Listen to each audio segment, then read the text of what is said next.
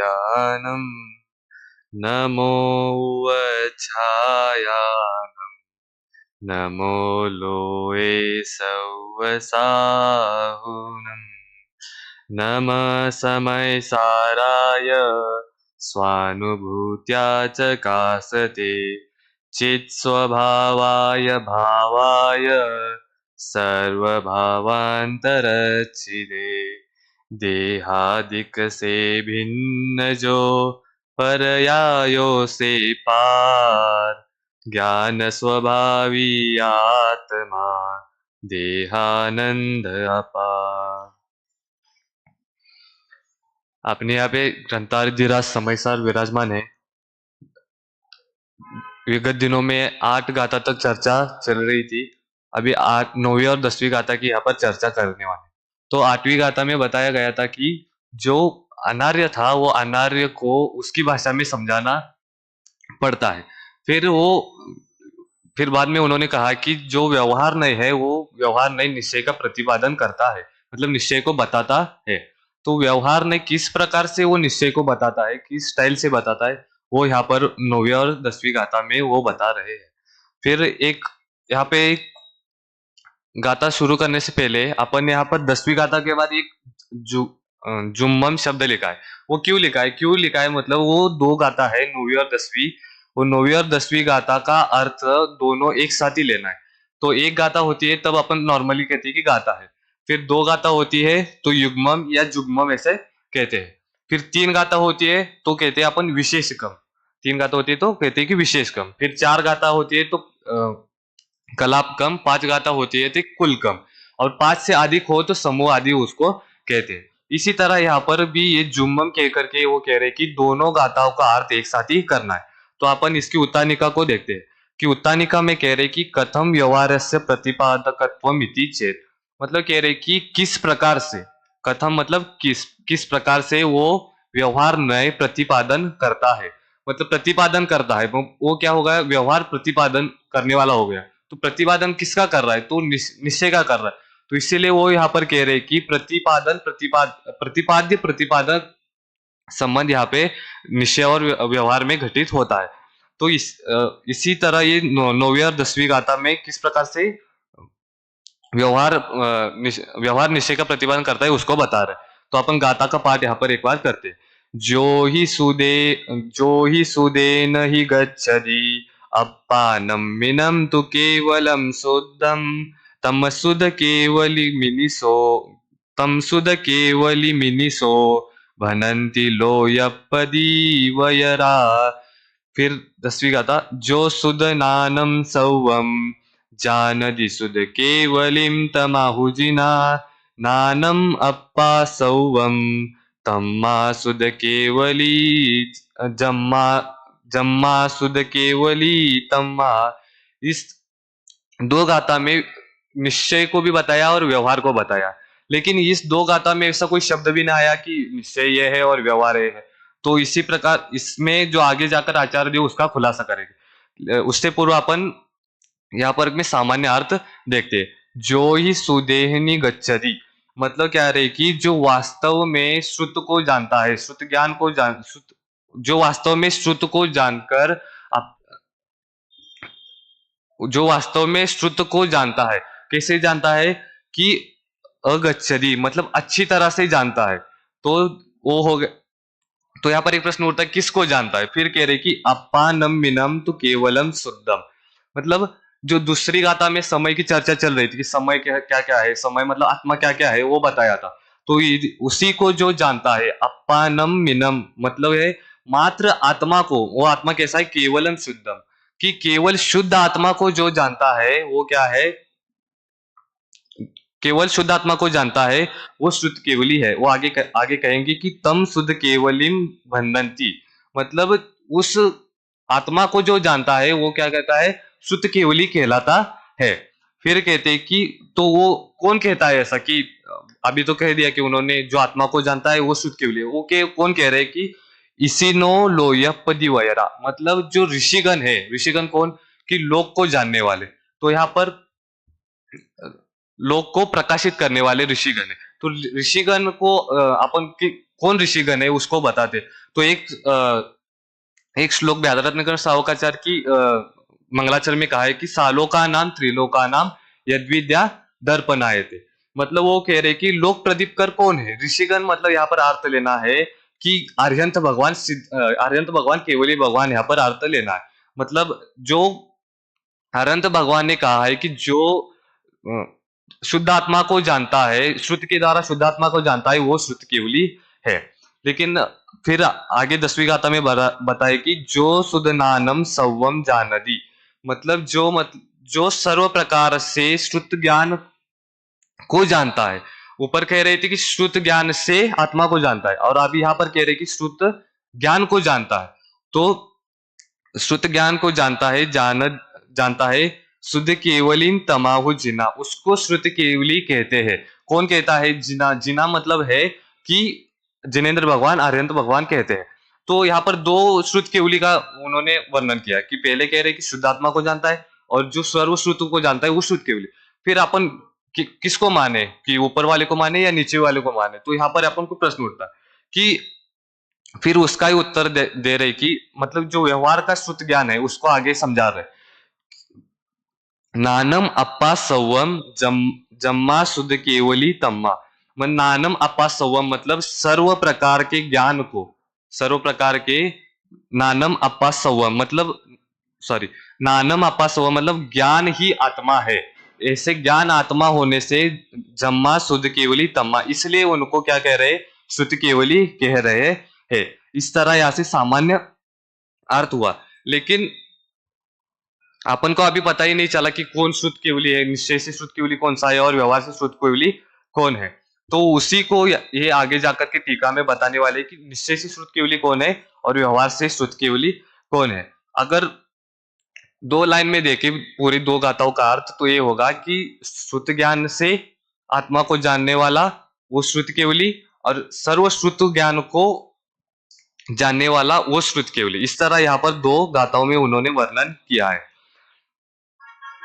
फिर यहाँ पर अर्थ लिखा है कि जो जीव श्रुत ज्ञान के द्वारा केवल एक शुद्धात्मा को जानता है उसे लोक के ज्ञाता ऋषिगण निश्चय निश्चय श्रुत केवली कहते हैं, और जो श्रुत ज्ञान को जानता है उन्हें जिनेन्द्र देव श्रुत व्यवहार श्रुत केवली कहते हैं, क्योंकि ज्ञान आत्मा ही है। मतलब ज्ञान आत्मा ही है। यहाँ पर कह रहे कि ऊपर क्या था, नानम अप्पा सौवम, मतलब पूरा जो ज्ञान है वही आत्मा है। तो यहाँ पर कैसे घटित होगा कि पूरा ज्ञान है वही आत्मा है? तो यहाँ पर कह रहे कि सर्व ज्ञान आत्मा है। बाद के पद में बताया कि सर्व ज्ञान ही आत्मा है। क्यों बताया? कि ये दो दो अलग अलग बात हो गई फिर, क्योंकि पहले तो कह रहे कि शुद्ध आत्मा को जानता है वो, और फिर यहाँ पर कह रहे कि ज्ञान ही आत्मा है। तो यहाँ पर कैसे वहां पे घटित करना है कि जो सर्व ज्ञान को जानता है, सर्व श्रुत को जो जानता है, ये कह करके वो कह रहे कि अपनी आत्मा को ही यहाँ पर जानता है। फिर यहाँ पर दोनों में भी अभी अपन को पता चला कि मतलब अर्थ में तो पता चला कि निश्चय श्रुत केवली और व्यवहार श्रुत केवली, लेकिन उससे गाथा में कब पता चला कि व्यवहार श्रुत केवली ये है और निश्चय श्रुत केवली ये है? तो वो अमृतचंद्र आचार्य यहाँ पर स्पष्ट करेंगे। फिर अमृतचंद्र अभी अपन टीका देखते हैं कि उक्त गाथाओं के भाव को आत्मख्याति में आचार्य देव इस प्रकार स्पष्ट करते हैं। अपन हिंदी के टीका लेकर ही चलेंगे। फिर कह रहे कि जो श्रुत ज्ञान के बल से केवल शुद्धात्मा को जानता है वे श्रुत केवली है, यह परमार्थ कथन है। और जो सर्वश्रुत को जानता है, ये सर्वश्रुत को जानता है वह वे श्रुत केवली व्यवहार का कथन है। ऊपर का तो समझ में आया कि आत्मा को जान रहा है इसलिए निश्चय, और ये सर्वश्रुत को जान रहा है यह व्यवहार। ये अर्थ में उन्होंने स्पष्ट किया, लेकिन अर्थ में भी स्पष्ट किया और टीका में भी स्पष्ट करेंगे। फिर कह रही कि सर्वश्रुत को जानता है। फिर ये सर्वश्रुत क्या है? तो सर्वश्रुत के लिए एक छड़ाला में सूत्र आता है कि श्रुतम मति पूर्वम द्वैनिक द्वादश भेदम। मतलब वो कह रहे कि जो सर्वश्रुत है, मतलब जो द्वादशांग है, उन्होंने यहाँ पर लिया गया है कि जो द्वादशांग को जानता है, मतलब द्वादशांग को जानने के बाद वो क्या कर रहा है कि पूरी अपनी आत्मा को ही जान रहा है। तो अनुशीलन में वो आगे जाकर के प्रश्न उठाएंगे कि द्वादशांग को जान रहा है, फिर वो आत्मा को कैसा जान रहा है, वो अनुशीलन में स्पष्ट करेंगे। फिर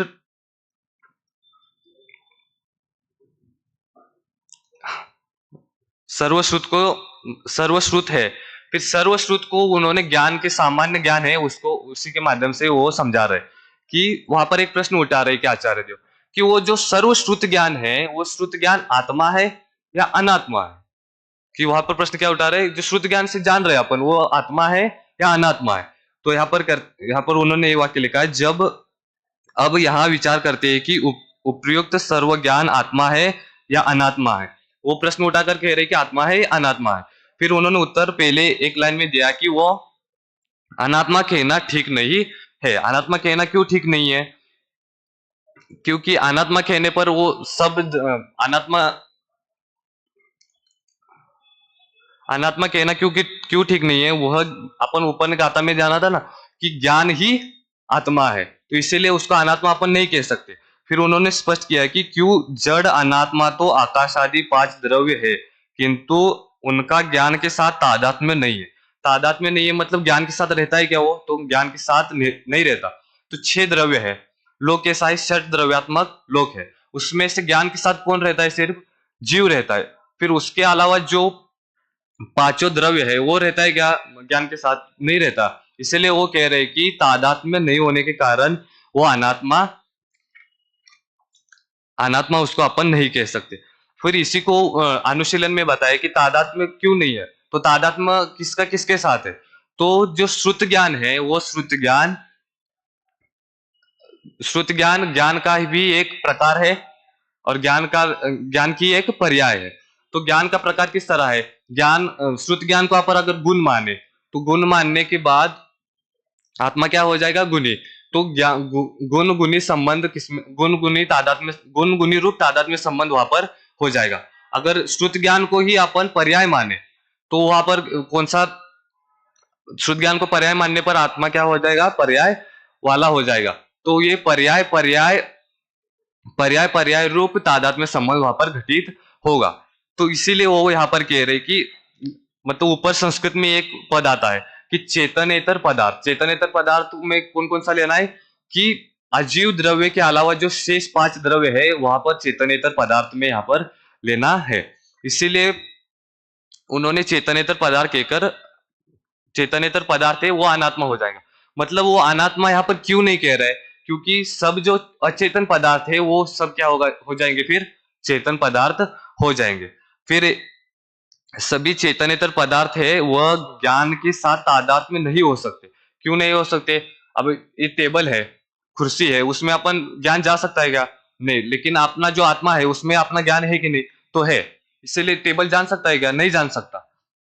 माइक जान सकता है क्या? नहीं जान सकता। तो अपना आत्मा जान सकता है। क्यों जान सकता है? कि ज्ञान और आत्मा में क्या संबंध है? तादात्म्य संबंध है। तो इसकी चर्चा तादात्म्य संबंध, संयोग सिद्ध संबंध, वो आगे जाकर के 69-70 गाथा में उसकी चर्चा आगे करेंगे।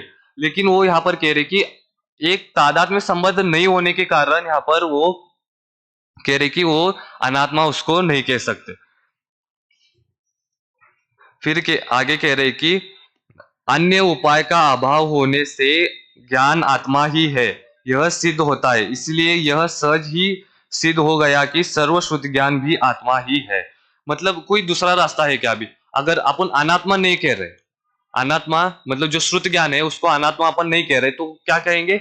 आत्मा कहेंगे। क्यों आत्मा कहेंगे? कोई दूसरा रास्ता ही नहीं है। उन्होंने कहा कि अन्य उपाय का अभाव होने से वो ज्ञान आत्मा ही है।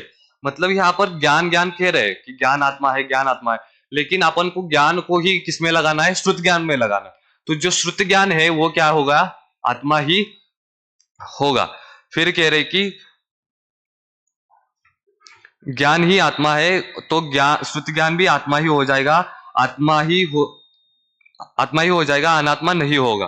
फिर 10वीं गाथा में फिर इससे अपन को कैसे पता चलता है कि जो शुद्ध आत्मा का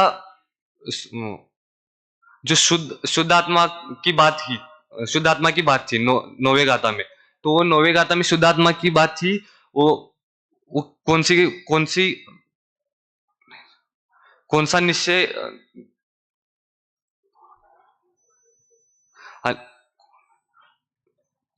कौन सी निश्चय श्रुत केवली होंगे? वो कौन से श्रुत केवली होंगे? निश्चय श्रुत केवली होंगे। और 9वीं गाथा में वो कौन से व्यवहार श्रुत केवली होंगे। फिर यहाँ पर अनुशीलन में उन्होंने बताया है कि जो सात्विक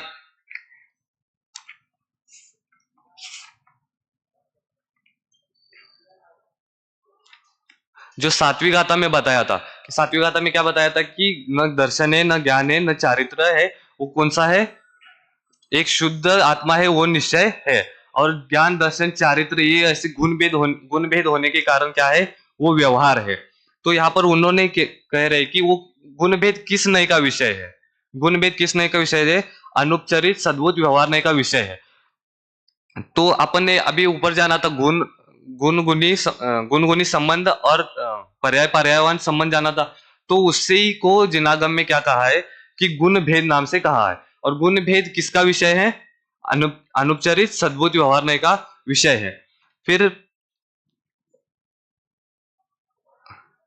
फिर वो कह रहे कि जो श्रुत ज्ञान से केवल अपनी शुद्धात्मा को जानता है वो श्रुत केवली है। और श्रुत ज्ञान से द्वादशांग रूप सर्व श्रुत को जानता है वो व्यवहार श्रुत केवली है। इन 9वीं 10वीं गाथा में बता रहे। मतलब व्य- व्यवहार और निश्चय को बताया 7वीं गाथा में। कैसे बताया कि दर्शने न ज्ञाने और चारित्र है, केवल शुद्ध आत्मा है वो निश्चय, और ज्ञान दर्शन चारित्र है वो व्यवहार। लेकिन उसी को यहाँ पर निश्चय श्रुत केवली और व्यवहार श्रुत केवली कह करके वहां पर बता रहे। फिर आगे कह रहे कि अपन ने अभी जाना था कि ज्ञान ही आत्मा है, ज्ञान ही आत्मा है। अगर ज्ञान को द्रव्य माने और सर्व श्रुत श्रुत ज्ञान है उसी आत्म द्रव्य की पर्याय है, ऐसा माने, अतः सर्व श्रुत ज्ञान भी प्रकारण में आत्मा ही हो जाएंगी। मतलब अपन आत्मा को द्रव्य मान रहे, मतलब जीव द्रव्य है उसको आत्मा मान रहे हैं। तो मानने के बाद वो सर्वश्रुत ज्ञान भी आत्मा की पर्याय है। तो वो सर्वश्रुत ज्ञान आत्मा की पर्याय होने के कारण वो श्रुत ज्ञान भी प्रकारांत में आत्मा ही है। फिर कह रहे कि अतः श्रुत ज्ञान को जानने वाला व्यवहार ने भी प्रकारांत में ही आत्मा को ही बताता है। मतलब अभी अपन को थोड़ा सा पता चला है कि व्यवहार किस प्रकार से प्रतिपादन कर रहा है। व्यवहार प्रतिपादन कर रहा है मतलब अभी व्यवहार क्या कह रहा था कि श्रुत ज्ञान को जानता है वो श्रुत केवली है। तो श्रुत केवली कह करके वो किसको बता रहा है? वो निश्चय को ही बता रहा है। वो श्रुत ज्ञान को जान रहा है मतलब किसको जान रहा है? आत्मा को जान रहा है। तो आत्मा को जान रहा है मतलब किसका प्रतिपादन कर रहा है? तो निश्चय का ही प्रतिपादन कर रहा है। फिर यहाँ पर सिद्ध होता है कि व्यवहार ही परमार्थ का प्रतिपादन करता है। फिर आगे वो कह रहे कि इसलिए यह ही सिद्ध हो जाएगा कि सर्वश्रुत ज्ञान भी आत्मा ही है। मतलब सर्वश्रुत ज्ञान क्या हो जाएगा? आत्मा हो जाएगा। फिर कह रहे कि ऐसे सिद्ध होने पर परमार्थ तथ्य सहज ही फलित हो गया कि जो आत्मा को जानता है वही श्रुत केवली है। फिर उन्होंने एक लाइन में बताया कि जो श्रुत केवली कौन है? कि जो आत्मा को जानता है वही श्रुत केवली है। फिर फिर इसी को आगे उन्होंने स्पष्ट किया है कि इस प्रकार ज्ञान और ज्ञानी के भेद भेद से कथन करने वाला जो व्यवहार नहीं है उसी से भी भिन्न उससे भी मात्र परमार्थ ही का कहा जाता है, अन्य का कहा नहीं जाता। मतलब कह रहे कि जो व्यवहार कथन क्या है? व्यवहार क्या करता है कि भेद करके कथन करता है। निश्चय क्या करता है? अभेद करके कथन करता है। इसको ही समझा रहे हैं यहाँ पे। फिर व्यवहार क्या करता है? भेद करके कथन और निश्चय अभेद। तो अपन इसी को गाथा में लगाए तो गाथा में क्या होगा कि 9वीं गाथा में क्या बताया था कि अभेद कथन है, सीधा आत्मा को जानता है। ये क्या है? एक शुद्ध आत्मा को जानता है, वो क्या है? अभेद कथन है। इसीलिए वो क्या कह रहे हैं कि 9वीं गाथा में निश्चय श्रुत केवली मतलब अभेद करके कथन किया है, इसलिए निश्चय श्रुत केवली का वर्णन है। और 10वीं गाथा में सर्वश्रुत को जान करके आत्मा को जान रहा है, तो इसीलिए वो कथन भेद करके जान रहा है। तो दोनों अलग अलग करके जान रहे हैं, इसीलिए वो यहाँ पर कह रहे कि भेद कथन होने के कारण वो व्यवहार व्यवहार शुद्ध केवली कह रहे हैं कि व्यवहार शुद्ध केवली का वहां पे वर्णन कर रहे हैं। परंतु भेद कथन कर रहा है, लेकिन भेद कथन कर कर भी किसी को बता रहे कि निश्चय नय को ही बता रहे, निश्चय श्रुत केवली को ही बता रहे। अब व्यवहार क्या करता है? भेद करके अभी अपन किसी चीज को समझना है तो 8वीं गाथा में उदाहरण दिया था कि अनार्य को अनार की भाषा में समझाना पड़ता है। जैसे अभी कोई साउथ का बच्चा हो तो उसको समझ में कम आता है कि उसकी पहले पहले उसको उसी की भाषा में समझाना पड़ता है, फिर बाद में वो अपने आप समझ समझ जाता है। लेकिन उसको समझा क्या रहे अपन कि यही की बातें, यहाँ की बातें ही समझा रहे हैं ना। तो यही है कि व्यवहार क्या करता है, भेद करके कथन करता है। लेकिन कथन किसका कर रहा है, वो निश्चय का ही कथन यहाँ पर कर रहा है। इसीलिए वो इन्होंने कहा कि गुण और गुणी में भेद करके, तो सॉरी, ज्ञान और ज्ञानी में भेद करके ज्ञान क्या हो जाएगा, ज्ञान हो जाएगा एक गुण, और गुणी क्या हो जाएगा, नहीं, ज्ञान क्या हो जाएगा, एक गुण हो जाएगा, और ज्ञानी क्या हो जाएगा, आत्मा हो जाएगा। मतलब ज्ञान और आत्मा को अलग अलग करके वो जो कथन कर रहा है, मतलब आत्मा में ज्ञान है, दर्शन है, चारित्र है, ऐसा जो कथन कर रहा है वो क्या हो जाएगा, व्यवहार हो जाएगा। और जो ज्ञान है, ना दर्शन है, ना चारित्र है, ऐसा एक का जो यहाँ पर वर्णन करता है, वो कथन करता है, वो क्या हो जाएगा, निश्चय हो जाएगा। इसीलिए वो यहाँ पर कह रहे हैं कि जो ज्ञान और ज्ञानी के भेद से जो कथन करने वाला है वो व्यवहार नहीं है, लेकिन वो बता किसको रहा है, परमार्थ को ही बता रहा है। फिर वो टीका के अंत अंत में बता रहे कि जो श्रुत ज्ञान से केवल शुद्ध आत्मा को जानता है, वह वे श्रुति केवली है। इस परमार्थ का प्रतिपादन अशक्य होने से जो श्रुत ज्ञान सर्वश्रुत को जानता है, वे श्रुत केवली है। इसे व्यवहार कथन परमार्थ का ही प्रतिपादन होने से अपन को दृढ़ता पूर्वक स्थापित करता है। मतलब ये मैं अभी 3 लाइन में क्या बता रहे कि वो बता रहे कि परमार्थ का कथन सिर्फ अपन किसी को बोल रहे कि आत्मा आत्मा बोल रहे, तो किसी को कुछ समझ में आ रहा है कि मैं आपको बोल बोल के चला, मतलब कोई आ गया, एक अनपढ़ व्यक्ति है, अज्ञानी व्यक्ति है, तो उसको समझाया मैंने कि आत्मा शब्द बोला, उसको उसको कुछ समझ में आया, तो नहीं आया। तो इसी आत्मा को मैंने ऐसे समझाया कि ज्ञान दर्शन स्वभाव आत्मा होता है। ऐसे समझ उसको बताने के बाद वो उसको क्या समझ में आएगा कि नहीं आएगा, तो उसको समझ में आएगा। मतलब सिर्फ आत्मा कह रहा है, वो कौन सा कथन हो जाएगा, निश्चय कथन हो जाएगा। और उसी को अगर अपन ने ऐसा समझाया कि ज्ञान दर्शन स्वभाव आत्मा है, ऐसा समझाया, तो वो कौन सा कथन हो जाएगा, तो व्यवहार कथन हो जाएगा। तो इसी तरह उन्होंने टीका के माध्यम से यहाँ पर बताया गया है कि निश्चय का प्रतिपादन कौन कर रहा है, व्यवहार कर रहा है। व्यवहार कैसे करेगा, भेद करके उसको निश्चय का प्रतिपादन करेगा। इस तरह अपन ने गाथा और टीका का सामान्य अर्थ यहाँ पर समझा है। विशेष चर्चा यहाँ पर करेंगे, उससे उससे चर्चा कल करेंगे। अभी अपन सिर्फ गाथा और पद्यानुवाद का पाठ करके यहाँ पर चर्चा को पूरी करेंगे। जो हि सुदेहि गच्छति अप्पानं मिनं तु केवलं शुद्धं तं सुध केवलिमिनिषो भन्नन्ति लोयपदीवयरा। जो सुदनानं सौवं जानति सुध केवलिं तमाहुजिना नानम् अप्पा सौवं जम्मा सुध केवली तम्मा। पद्यानुवाद। श्रुत ज्ञान से जो जानते हैं शुद्ध केवल आत्मा, श्रुत केवली उसे उन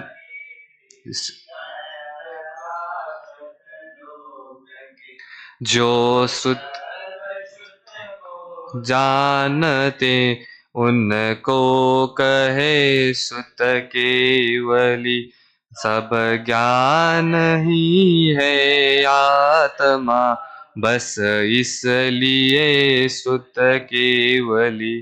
इस तरह अपन ने यहाँ पर निश्चय श्रुत केवली और व्यवहार श्रुत केवली को जाना। इसी को अपन आगे विशेष कल जाने। ओम नमः सिद्धेभ्यो।